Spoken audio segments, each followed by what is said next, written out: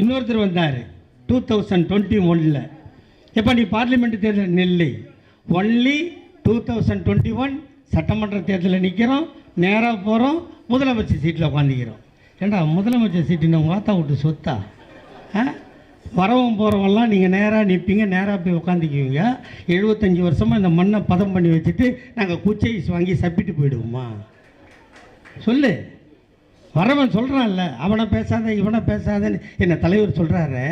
வரவெல்லாம் retired ஆனவன், வேலைக்கு உதவாதவன், நாட்டுக்கு ஆகாதவெல்லாம் வருவானா.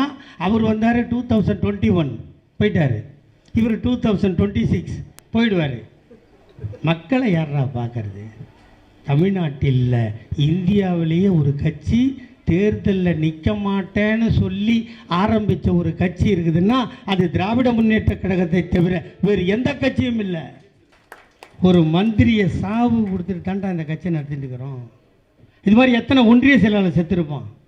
இவ்வளவு பேரை எங்களை அடித்து கொண்டு, எங்களை நாசப்படுத்தி கொண்டு, எங்கள் உயிரை கொடுத்து விட்டு, எங்கள் வீட்டில் இருக்கின்ற பெண்களின் தாலியை அறுத்து விட்டு இந்த மக்களை காப்பாற்ற நாங்கள் கட்சி நடத்துவோம். நேற்று வருவாராம், சப்பு வரான், போயிடுவாராம், நாங்கள் ரோட்டில் நிற்கணுமா? என்னடா நியாயம்? அதை பேசினா பேசாத, அதை பேசாத. அவர்களே இவர்களே சொல்கிறது தப்புன்றான் சார். ஒரு காலத்தில் நம்ம மேடை போட முடியும், மேடையில் ஏற முடியாது. கோயில் கட்ட முடியும், சாமி கும்பிட முடியாது. இதெல்லாம் மாற்றி எழுதுறது திமுக. நீ பாட்டுக்கு அசால்ட்டாக சொல்லிட்டு போகிற குடும்ப ஆட்சியை ஒழிப்பேன்னு. ஏன்டா ஆண்மை இருக்குது, புள்ள பிறகுது, உனக்கு இல்லைன்னா ஆஸ்பத்திரிக்கு போ. எங்களை பார்த்து ஏன்டா அடி வயிற்றில் அடிச்சுக்கிறீங்க? வாரிசு அரசியல் எதுடா? வாரிசு அரசியல் சொல்லு. 53 பிறந்தார் அண்ணன் தளபதி. கல்யாணம் முடிந்த 3 மாதத்தில் சிறைவாசம். நீ சொல்கிறானுங்களே சின்னவரை, அவர் என்ன பண்ணார், எப்படி வந்தார், ஏன் அவருக்கு துணை முதலமைச்சர் கேட்குறான்ல?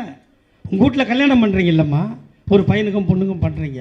உங்கள் வீட்டு பொண்ணை கொடுத்துட்டீங்கன்னு வச்சுக்கோமா, ஒரு கற்பனையில் கல்யாணம் பண்ணி கொடுத்த 3ஆவது வாரம் பொண்ணு மாசமாகறான்னு தெரிஞ்ச உடனே மாப்பிள்ளை ஜெயிலுக்கு போயிட்டா நீங்கள் என்னம்மா பண்ணுவீங்க? உங்கள் நெஞ்சில் கை வச்சு சொல்லுங்கள். நீங்கள் கட்டி கொடுக்குறீங்க உங்கள் பொண்ணை, கருவாயிடுறா, கன்ஃபார்ம் ஆகுது, கன்சீவாக இருக்கான்னு கன்ஃபார்ம் ஆகுது. கன்ஃபார்ம் ஆன அடுத்த நாள் மாப்பிள்ளை ஜெயிலுக்கு போயிட்டா அதை கலைச்சிருன்னு சொல்லுவீங்களா? சொல்ல மாட்டீங்க. சொல்லுவீங்களா? சொல்ல மாட்டீங்களாம்மா? இந்த கருவால் தான் மாப்பிள்ளை ஜெயிலுக்கு போனார். மாப்பிள்ளை ஜெயிலுக்கு போட்ட பொண்ணு ஆட்டா வீட்டுக்கு தானே போனோம் இல்லையா? அந்த பழியை சுமந்து கருவாகி உருவானவன் தான் எங்கள் அண்ணன் உதயநிதி.